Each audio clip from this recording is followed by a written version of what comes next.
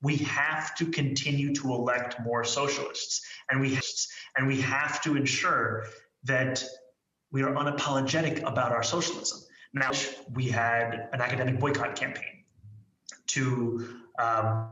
and one of the aspects of that was to fight to stop study abroad at universities in Israel that were complicit in the occupation, many of which through the development of weapons technology for the IDF. This might be the video that completely sinks Zhoran Mamdani. This was him at the 2021 Winter Conference for DEF CON in New York City.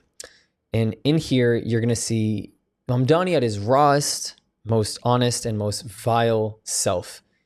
It doesn't matter that this video is 4 years old because this man is very close to being elected as the next mayor of New York City. I repeat, the next mayor of one of the most, if not the most important city in the United States of America. Holy cannoli. Cannot believe I'm saying that, and I cannot believe that you have not subscribed yet if you are brand new and welcome to this channel right now.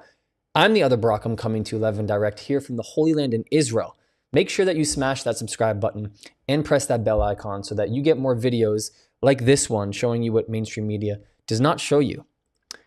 Yeah, we've been covering him a lot lately, but strap up for this. When the boot of the NYPD is on your neck, it's been laced by the IDF. We're in a country where those connections abound, especially in New York City. You have so many opportunities to make clear the ways in which that struggle over there is tied to capital's interest over here. It can be a very lonely and isolating experience. I'm very lucky in that I have 5 other DSA-endorsed comrades who are with me in the Assembly and in the State Senate. But for example, before we were elected, Julia Salazar was in office for 2 years without a single other socialist endorsed by DSA and understanding. It then makes it much easier to run a campaign that will be built around raising class consciousness because we will run the campaign challenging the current status quo and showcasing it through our critique how this is an issue of capitalism. Great question. So there are 107 Democrats in the New York State Assembly out of 150 Assembly people. And of those 107 Democrats, there are 6 DSA endorsed electeds and 7 DSA members. We have a 7th person who's a DSA member, though she wasn't endorsed by DSA. Her name is Jessica Gonzalez Rojas. We clearly do not have the numbers as they are in this moment to win the radical legislation that we need to bring about and begin to believe that these kinds of results are sufficient. We have to continue to elect more socialists, and we have to ensure that we are unapologetic about our socialism. Now, we had an academic boycott campaign and one of the aspects of that was to fight to stop study abroad at universities in Israel that were complicit in the occupation, many of which through the development of weapons technology for the IDF. Now, could you just make the same exact point then for my friend who studied at Berkeley University in California in 2016, who told me that her professors, this is 9 years ago, were already talking about how all the militia groups inside of the Middle East that are trying to destroy Israel are doing so rightfully so because Israel is a complete apartheid, racist, discriminatory state. Is it the same thing? Because that was in 2016, and now you have the same students different students at the same university basically cheering on Hamas, the Houthis, Hezbollah, the IRGC for doing exactly what they were teaching people way before the 7th of October. So isn't it kind of the same argument? Because you still have fans across the ocean who are incentivizing these terrorists, who he would call liberation movements, to terrorize. By bringing the issue of Israel, Palestine, apartheid to Bowdoin, you bring it front and center, it's harder to ignore.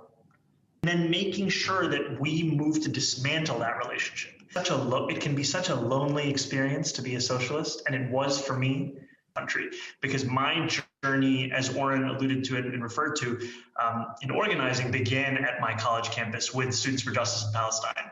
To power this journey and understanding that it is socialism that we are fighting for this moment right now, right? If we're talking about the cancellation of student debt, if we're talking about Medicare for all, these are issues which have the groundswell of popular support across this country.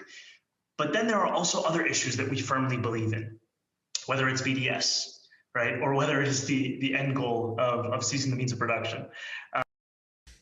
There's something about his smile that really bothers me, guys. I'm not gonna lie to you. There's something about that smile that he has on there that I've seen repetitively on mainstream media the past few weeks that just seems so deceptive, and I think a lot of people are gonna feel regret. You know, in a climate where casting your vote for a politician these days it feels amplified, it feels intensified. It also feels like the weight is heavier. So the burden, if you will, or the energy or the thought or whatever you're casting for seems to me, at least like from observing, that we're putting a little bit more thought into it. And I think obviously that's because emotions are higher. I think as a result of that, I think more people are going to feel the backlash of not feeling good about what they voted for and who they voted for.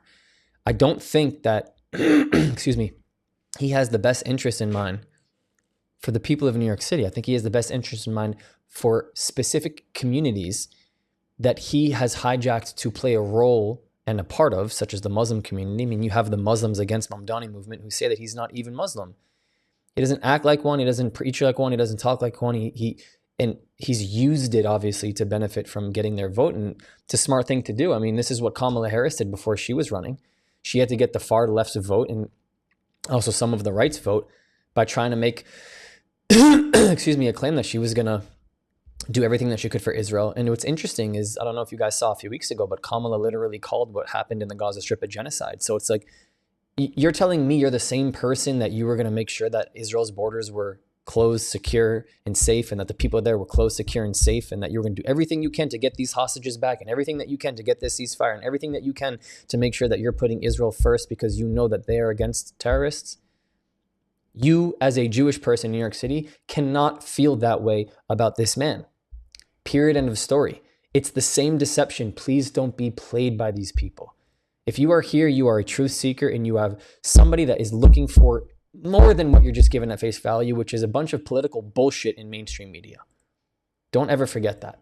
Here's a note from me. Thank you so much.